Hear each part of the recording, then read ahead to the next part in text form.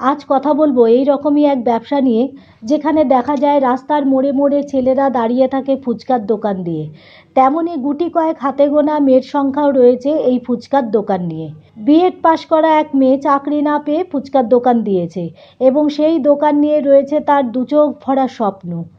তার দোকানের নাম রেখেছে বিএড ফুচকা দিদি। তবে চলুন আজ তারই সম্পর্কে জেনে নিই। এই সমাজে কোনো কাজই ছোট নয়, তা চাকরি হোক আর ব্যবসা। আজকাল তো আবার ছেলেদের সাথে মেয়েরাও সমান তালে এগিয়ে রয়েছে। কোথায় নেই বলুন তো মেয়েরা? মেয়েরা যেমন প্লেন চালাচ্ছে, তেমন আবার চালাচ্ছে ট্রেন। আবার গভীর সমুদ্রের অতলেও পৌঁছে যাচ্ছে। পৃথিবীর সর্বত্র এখন ছেলেদের সাথে মেয়েরাও এগিয়ে।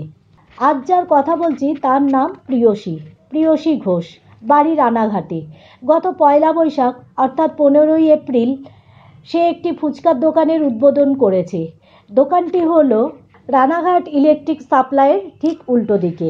তবে দোকান চালু করার আগে সে এটাও জানিয়েছে, প্রথম দিনের ফুচকা বিক্রির যে অর্থ সে উপার্জন করবে, রানাঘাটের অস্মিকা দাসের জন্য সেই অর্থ পাঠানো হবে। চারিদিকে এত ফুচকার দোকান রয়েছে, তাই তার ইচ্ছা হয়েছে দোকানের নামটা একটু ইউনিক রাখার। দোকানের এই রকম নাম রাখা হয়েছে কারণ বর্তমানে চাকরির বাজার খুবই খারাপ।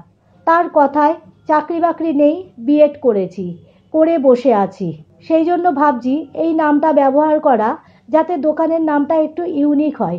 এবং বর্তমানে ট্রেন্ড রয়েছে যে যে ডিগ্রি পাশ করছে সেই নামগুলো দিয়েই দোকান খুলছে।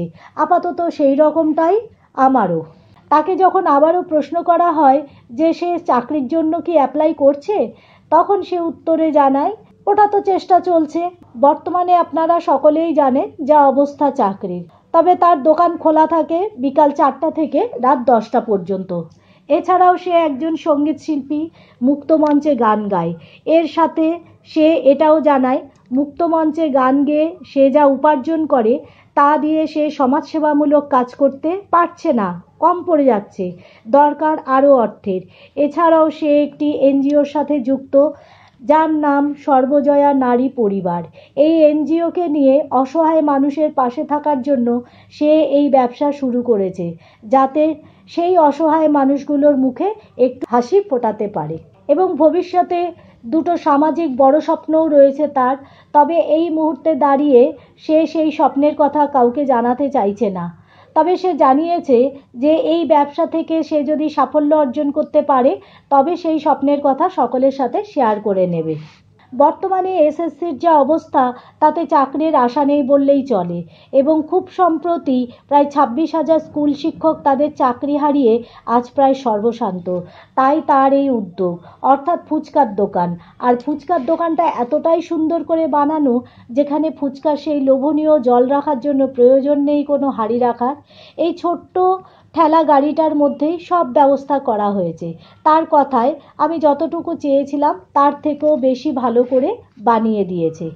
তাকে যখন আবারও প্রশ্ন করা হয় যে সে এত এনার্জি পায় কোথার থেকে, অর্থাৎ একদিকে তার পড়াশোনা, অন্যদিকে এই ফুচকার ব্যবসা, আবার এর মধ্যে নাচ শেখানো, গান শেখানো, একই সাথে এত কিছুর কথা বলা হয়েছে, উত্তরে সে জানায় নাচটা সে আগে করতো, এখন সে নাচ করে না, তার পরিবর্তে মুক্তমঞ্চে গান গায়। ছোটবেলাতেই সে তার বাবাকে হারায় এবং মাত্র 2.5 বছর বয়সে সে আর তার মা মামার বাড়িতে চলে আসে। এরপরে তার মামা ক্লাস 8 পর্যন্ত তাকে পড়াশোনা করায়। তারপরে তার মামা জানিয়ে দেয় যে আর তার পড়াশোনা চালানো তার পক্ষে সম্ভব নয়। তখন প্রিয়সী সেই ছোট্ট বয়স থেকেই নাচ শেখাতে শুরু করে, এবং এতে যা উপার্জন হতো সেটা দিয়ে সে তার নিজের পড়াশোনা চালিয়ে যায়। এরপর সে ভাবে যে তার উপার্জনটা আরও বাড়ানোর দরকার, তাই তখন সে নাচ থেকে গান শেখাতে শুরু করে। এরপর গান গাইতে গাইতে, অর্থাৎ গান শেখাতে শেখাতে সে বিএড কমপ্লিট করে ফেলে। বিএড থাকলে যেহেতু আপার প্রাইমারি পরীক্ষা দেওয়া যায়, তাই সে যাতে প্রাইমারি পরীক্ষায় বসতে পারে, তাই ফুচকার ব্যবসার পাশাপাশি সে ডিএলএডও কমপ্লিট করছে। এই রকম মানুষও আমাদের সমাজে আছে বলে আমাদের সমাজটা এত সুন্দর। আর এই সুন্দর প্রয়াসের জন্য রইল আমার তরফ থেকে অসংখ্য ধন্যবাদ এবং শুভকামনা।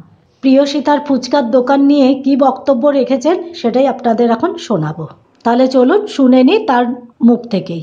আর বর্তমানে আপনারা তো সকলেই জানেন যে এসএসসির যে অবস্থা, অর্থাৎ বিএড করে কি হবে বলুন, এখন চাকরি বর্তমানে নেই। প্রায় 26,000 শিক্ষক চাকরিহারা হয়েছেন। তো সেই জন্য চাকরির অপেক্ষায় না বসে থেকে আমি ভাবলাম যে ব্যবসা শুরু করি, দেখা যাক তাতে কি হয়।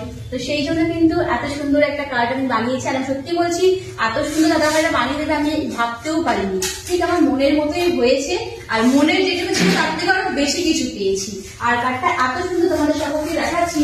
এখানে কিন্তু এই একটা কার্ডের মধ্যে কিন্তু সব পেয়ে যাবে, মানে এখানে আলাদা করে ফুচকার যে জল, সেই জলের জন্য কিন্তু কোনো হাঁড়ি টাড়ি রাখতে হবে না, বা কোনো মানে কন্টেনার রাখতে হবে না।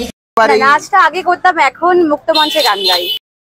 করতে হয় যেহেতু আমার বাবা নেই, তো ছোটবেলা থেকেই যখন 2.5 বছর বয়স তখন থেকেই মামা বাড়িতে থাকি। তো সেখান থেকে ক্লাস 8 অবধি মামা পড়াশোনা করিয়েছিলেন। তারপর মামা বলেছিল যে আমার দ্বারা সম্ভব নয়। তো তখন থেকেই প্রথমে নাচ শেখালাম, নাচ শিখিয়ে বাচ্চাদেরকে সেখান থেকে টাকা যা পেতাম সেটা দিয়ে পড়াশোনা করলাম।